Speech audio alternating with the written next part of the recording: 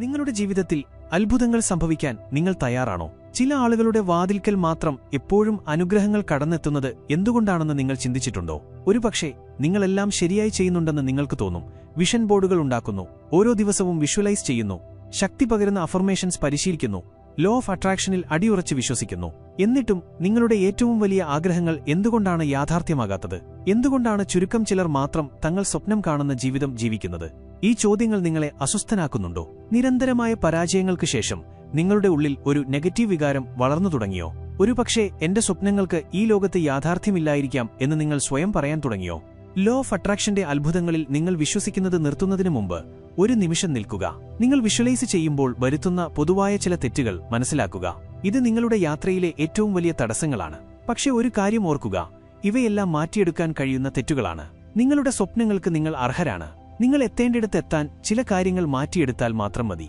നിങ്ങളുടെ വികാരങ്ങളെ താങ്ങാനാവുന്നുണ്ടോ? നമ്മൾ വരുത്തുന്ന ഏറ്റവും വലിയ തെറ്റുകളിലൊന്ന് നമ്മുടെ വികാരങ്ങളെ ശരിയായ രീതിയിൽ കൈകാര്യം ചെയ്യാൻ കഴിയാത്തതാണ്. നിങ്ങളുടെ ആഗ്രഹിച്ച ഫലങ്ങളെക്കുറിച്ച് നിങ്ങൾ തുടർച്ചയായി വിഷ്വലൈസ് ചെയ്യുന്നില്ലെങ്കിൽ അതിനു ചുറ്റും ആവശ്യമായ ഊർജ്ജം നിങ്ങൾ സൃഷ്ടിക്കുന്നില്ല എന്നാണർത്ഥം. ഒരു കാര്യത്തിൽ കുറഞ്ഞത് 17 സെക്കൻഡ് നേരമെങ്കിലും ശ്രദ്ധ കേന്ദ്രീകരിക്കേണ്ടത് അത്യാവശ്യമാണ്. എന്തിനെന്നോ അതേ കാര്യവുമായി ഒത്തുപോകുന്നൊരു വൈബ്രേഷൻ സജീവമാക്കാൻ. നിങ്ങൾ എത്രത്തോളം ശ്രദ്ധ കേന്ദ്രീകരിക്കുന്നുവോ അത്രത്തോളം ആ വൈബ്രേഷൻ ശക്തമാകും. ഒരു 68 സെക്കൻഡ് നേരത്തേക്ക് ഒരു പൂർണ്ണമായ അനുഭവം നിങ്ങളുടെ ഉള്ളിൽ നിലനിർത്താൻ നിങ്ങൾക്ക് കഴിഞ്ഞാൽ അത് നിങ്ങളുടെ ആഗ്രഹത്തെ യാഥാർത്ഥ്യമാക്കാൻ മാനിഫെസ്റ്റ് ചെയ്യാൻ പര്യാപ്തമാണ്. നിങ്ങളുടെ ദിനചര്യയിൽ നിങ്ങളുടെ ആഗ്രഹങ്ങൾക്ക് ചുറ്റും പോസിറ്റീവ് ചിന്തകളും വികാരങ്ങളും വിഷ്വലൈസ് ചെയ്യാനും നിലനിർത്താനും എങ്ങനെയുള്ള നിമിഷങ്ങൾ സൃഷ്ടിക്കാൻ കഴിയുമെന്ന് ഇപ്പോൾ ചിന്തിച്ചു നോക്കൂ. ലോ ഓഫ് അട്രാക്ഷൻ പിന്തുടരുന്ന ആളുകൾക്കിടയിൽ ഒരു വലിയ തെറ്റിദ്ധാരണയുണ്ട്. നെഗറ്റീവ് വികാരങ്ങൾ ഒരിക്കലും അനുഭവിക്കരുത് എന്ന്. അവയെ അവഗണിക്കണം, അവയ്ക്ക് നിലനിൽപ്പില്ലാത്തതുപോലെ പെരുമാറണം എന്നൊക്കെയാണ് പലരും കരുതുന്നത്. ഇത് നിങ്ങളുടെ തെറ്റല്ല. ലോ ഓഫ് അട്രാക്ഷനെ പൂർണ്ണമായി മനസ്സിലാക്കാത്തതുകൊണ്ടാണ് ആളുകൾ ഇങ്ങനെ ചെയ്യുന്നത്. എന്നാൽ ഇത് നിങ്ങളുടെ മാനിഫെസ്റ്റേഷൻ യാത്രയിൽ വലിയ തടസ്സങ്ങൾ സൃഷ്ടിക്കും. നിങ്ങൾ എത്ര ശ്രമിച്ചാലും ഈ വികാരങ്ങളെ തടയാൻ നിങ്ങൾക്ക് കഴിയില്ല. ഈ വികാരങ്ങൾക്ക് ഒരു ലക്ഷ്യമുണ്ട്. അവയെല്ലാം പ്രപഞ്ചത്തിൽ നിന്നുള്ള ഓരോ സന്ദേശങ്ങളാണ്. ലക്ഷ്യങ്ങളോടുള്ള ഈ ഭ്രാന്തമായ ആസക്തി നമ്മുടെ മാനിഫെസ്റ്റേഷൻ യാത്രയിൽ തടസ്സങ്ങൾ സൃഷ്ടിക്കുന്ന രണ്ടാമത്തെ വലിയ തെറ്റ് ലക്ഷ്യങ്ങളോടുള്ള അമിതമായ ആസക്തിയാണ്. ചിലപ്പോൾ നമ്മൾ നമ്മുടെ ആഗ്രഹങ്ങളോട് അത്രയധികം ആസക്തരാകുന്നു, അതിനെക്കുറിച്ച് മാത്രം ചിന്തിക്കുന്നു. മാനിഫെസ്റ്റേഷൻ മാത്രമാണ് നമ്മുടെ മനസ്സിൽ. ചിലർക്ക് അവരുടെ ബിസിനസ് എങ്ങനെയും വേഗത്തിൽ വളർത്തണം, കൂടുതൽ ലാഭം വേണം എന്ന ചിന്ത മാത്രമാണ്. അവർ തങ്ങളുടെ ആരോഗ്യത്തെയും വ്യക്തിഗത വളർച്ചയെയും പോലും മറന്നുപോകുന്നു. ബേൺ ഔട്ട് ആകുന്നതുവരെയും നിർബന്ധിച്ച് ജോലി നിർത്തേണ്ടി വരുന്നതുവരെയും അവർ വിശ്രമമില്ലാതെ പ്രവർത്തിക്കുന്നു. ഈ സമയത്ത് നിങ്ങൾ എത്ര അഫർമേഷൻസ് പറഞ്ഞാലും വിഷ്വലൈസ് ചെയ്താലും ഒന്നും പ്രവർത്തിക്കില്ല. അത്തരക്കാർക്ക് ഒടുവിൽ മനസ്സിലാകുന്നത് ഇങ്ങനെയുള്ള പെരുമാറ്റം പരാജയഭീതിയുടെ ഒരു പ്രതിഫലനം മാത്രമാണെന്ന്. നിങ്ങളും ഇത് ചെയ്യുന്നുണ്ടെങ്കിൽ ഒരു നിമിഷം നിൽക്കുക. സത്യസന്ധമായി സ്വയം ചോദിക്കുക, ഞാനിത് ചെയ്യുന്നത് പരാജയത്തെ ഭയക്കുന്നതുകൊണ്ടാണോ? നിങ്ങളൊരു ആസക്തമായ അവസ്ഥയിലായിരിക്കുമ്പോൾ പോലും നിങ്ങൾക്ക് മാനിഫെസ്റ്റ് ചെയ്യാൻ കഴിയുമെന്ന് മനസ്സിലാക്കേണ്ടത് പ്രധാനമാണ്. അതെ, പക്ഷേ അത് നിങ്ങൾക്ക് കൂടുതൽ നേരം നിലനിർത്താൻ കഴിയില്ല. കാരണം ഈ അവസ്ഥയിൽ നിന്നുള്ള ഫ്രീക്വൻസി വളരെ താഴ്ന്നതാണ്. ഇത് മണലിൽ ഒരു വീട് പണിയുന്നതിന് തുല്യമാണ്. ആ ആസക്തിയുടെ ഊർജ്ജം വളരെ കുറവാണ്. കാരണം നിങ്ങളൊരു കാര്യത്തോട് ആസക്തനാകുമ്പോൾ നിങ്ങൾ സാധാരണയായി ഉത്കണ്ഠാകുലരും ആശങ്കാകുലരും അരക്ഷിതരും അക്ഷമരുമായിരിക്കും. ഈ വികാരങ്ങൾ നിങ്ങളുടെ ഊർജ്ജത്തെ താഴ്ത്തും.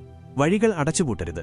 നിങ്ങൾ വരുത്തുന്ന മൂന്നാമത്തെ തെറ്റ് വ്യത്യസ്തമായ പരിഹാരങ്ങൾ സ്വീകരിക്കാതിരിക്കുന്നതാണ്. ഒരു പ്രത്യേക ആഗ്രഹത്തെക്കുറിച്ച് ചിന്തിക്കുമ്പോൾ കാര്യങ്ങൾ എങ്ങനെ സംഭവിക്കണം എന്നതിനെക്കുറിച്ച് നമ്മൾ നമ്മുടെ ചിന്തകളെ വളരെ പരിമിതപ്പെടുത്തുന്നു. നമ്മുടെ മനസ്സിൽ കൃത്യമായ പദ്ധതികൾ ഉണ്ടാക്കുന്നു, എന്നിട്ട് പ്രപഞ്ചത്തിന് നിർദ്ദേശങ്ങൾ നൽകുന്നു. എന്റെ ഈ ആഗ്രഹങ്ങളെ ഈ വഴികളിലൂടെ മാത്രം നിറവേറ്റുക. ഇപ്പോൾ സ്വയം ചിന്തിക്കുക, പ്രപഞ്ചം നിങ്ങളുടെ നിർദ്ദേശങ്ങൾക്കനുസരിച്ച് പ്രവർത്തിക്കുമെന്ന് നിങ്ങൾക്ക് തോന്നുന്നുണ്ടോ? പ്രപഞ്ചത്തിന്റെ വഴികൾ വളരെ വ്യത്യസ്തമാണ്. അവ ഉന്നതമാണ്, മികച്ചതാണ്. നമ്മുടെ മനസ്സ് വളരെ ചെറുതാണ്. നമ്മുടെ കാഴ്ചപ്പാട് എല്ലാ വഴികളിലേക്കും സാധ്യതകളിലേക്കും പരിമിതപ്പെടുത്തിയിരിക്കുന്നു. കാര്യങ്ങൾ എങ്ങനെ സംഭവിക്കണം എന്നതിനെക്കുറിച്ചുള്ള നമ്മുടെ സ്വന്തം ധാരണകളിൽ നമ്മൾ കുടുങ്ങുമ്പോൾ ഊർജ്ജത്തിന്റെ ഒഴുക്കിനെ നമ്മൾ തടയുകയാണ്. നമ്മുടെ വഴികളിലൂടെ അതിനെ രൂപപ്പെടുത്താൻ ശ്രമിക്കുകയാണ്.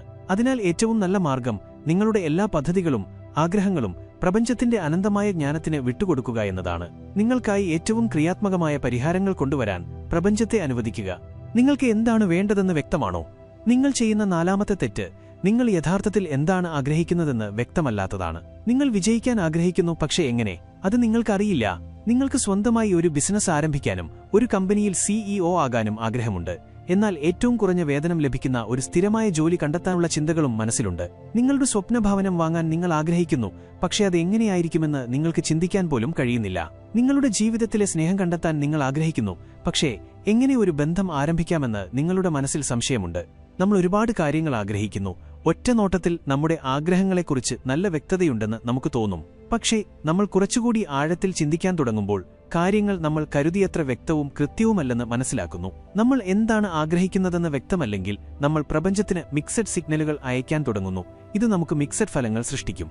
അതുകൊണ്ട് ഒരു ആഗ്രഹം മാത്രം തിരഞ്ഞെടുക്കുക, എന്നിട്ട് അതിനെക്കുറിച്ച് പൂർണ്ണമായും വ്യക്തമായിരിക്കുക. അത് നിങ്ങളിൽ ഉണർത്തുന്ന വികാരങ്ങളും സംവേദനങ്ങളും എഴുതുക. കണ്ണടച്ച് നിങ്ങളുടെ എല്ലാ ആഗ്രഹങ്ങളും നിറവേറിയ ഒരു സിനിമ നിങ്ങളുടെ മനസ്സിൽ സൃഷ്ടിക്കാൻ ശ്രമിക്കുക. നിങ്ങൾക്കെന്താണ് തോന്നുന്നതെന്നും ആ പ്രത്യേക വിശദാംശങ്ങൾ എന്താണെന്നും ഓർമ്മിക്കാൻ നിങ്ങളുടെ മുഴുവൻ ശ്രദ്ധയും കേന്ദ്രീകരിക്കുക.